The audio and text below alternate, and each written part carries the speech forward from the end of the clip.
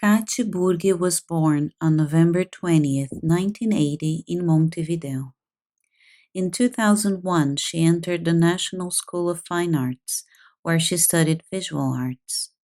In 2006, she was granted a scholarship for an exchange program at UFMG in Belo Horizonte, Brazil.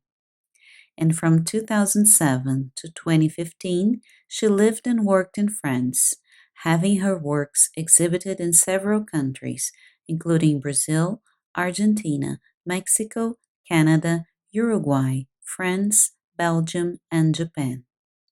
She currently lives and works in Florianópolis, Brazil. In her wanderings and travels around the world, Cathy studied art in different countries. She also got married and gave birth to two daughters, Vera Louise, named after Louise Bourgeois, and Chloe.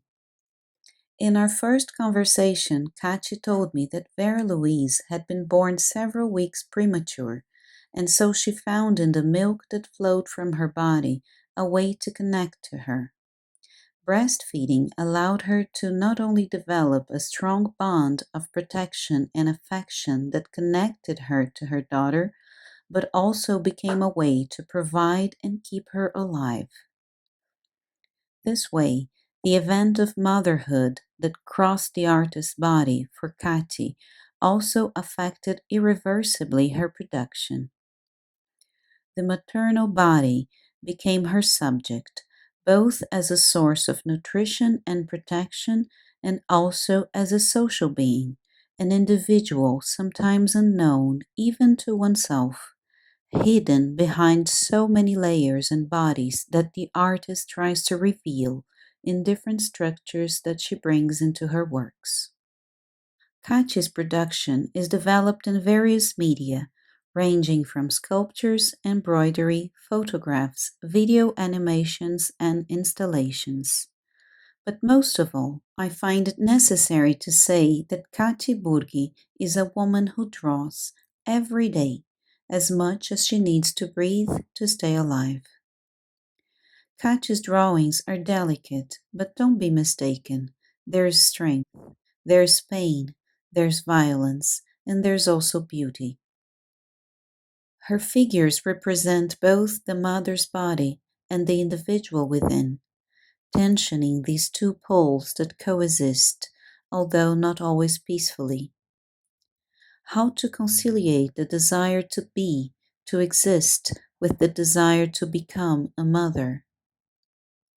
While Rousseau defines the male body as the one who controls and domesticates nature, who cuts, invades, colonizes, and transforms the wild to create civilization, the female body presents itself as an extension of nature. For if a woman's body can be seen as a garden, it can be either a wild one or a geometrically designed body, cultivated like a French garden.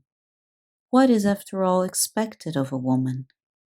What do we do to please others so that we don't feel excluded from the system that projected us? What is the reach of our desire based on and despite our reproductive issues, social norms, and expectations? In her sequences, the titles sometimes refer to a series as a whole, but others give names to unique pieces that stand alone. As her drawings may seem contradictory, humorous, or even sarcastic, on the other hand, they also represent fertility, the fluidity of the drives and cycles that are renewed and alternated. Her bodies are, in her own words, dreamlike, schematic, mutant. They are moving bodies within their constant metamorphosis, bodies that dance from the center, between their choices and histories. Like in The Bride, the woman who dreams of getting married, who is led, half blind, in this perverse enchantment that materializes itself in the outstretched hand that displays the long awaited engagement ring, but which also refers to the navel circle or the circle of life, with an empty space in its center. Perhaps inhabiting her own drawings is for Cathy also inhabiting her own desire. In that overflowing body that is simultaneously a house, food, and ways which do not always flow, but inevitably overflow. This internal tension also expands towards the other and their surroundings, in bodies that try to coexist, as in these three houses that form a third shape, or as a connecting string that can be seen as a way to reach this ideal little house where a family lives, but also her vital energy and internal organs coming out. Cathy definitely doesn't fit in. She overflows. Or, as her daughter Vera once asked her, how is it possible to always draw the same thing and always do it so differently?